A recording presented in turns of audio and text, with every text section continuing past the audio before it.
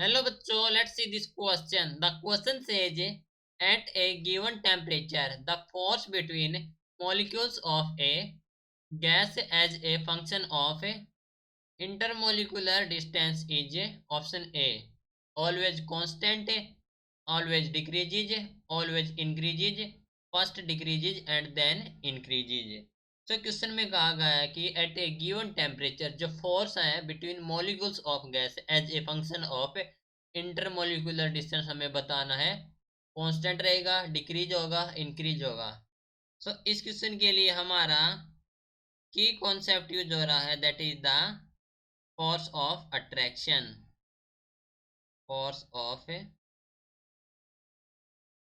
Attraction, ठीक है। तो देखो, जब एटम्स हमारे पास है वो वेरी क्लोज होंगे ईच अदर के, तो उनके बीच एक रिपल्सिव फोर्स एग्जिस्ट करेगा।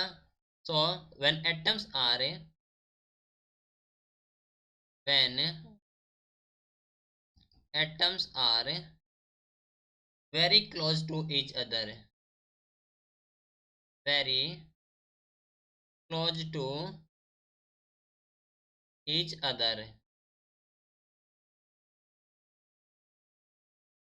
तब क्या होगा, there exist repulsive force, exist repulsive force between them. Okay, उनके बीच रिपल्सिव फोर्स एग्जिस्ट होगा, जिसके कारण क्या होगा, जो डिस्टेंस बिटवीन है हमारे पास है ग्रेटर है as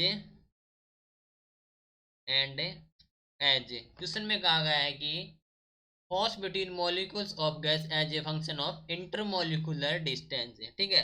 so as the distance between is greater, as the distance between is greater than some critical distance, then some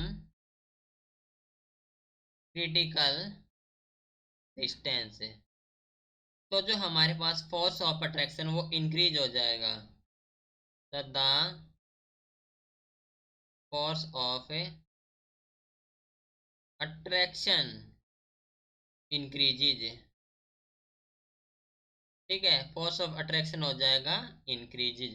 that means हम कह सकते हैं कि at a given temperature the force of attraction between molecules of gas as a function of intermolecular distance वो always increase होगा। That means option C is the correct answer. Okay, this is your final answer. Hope you understood it well. Best of luck.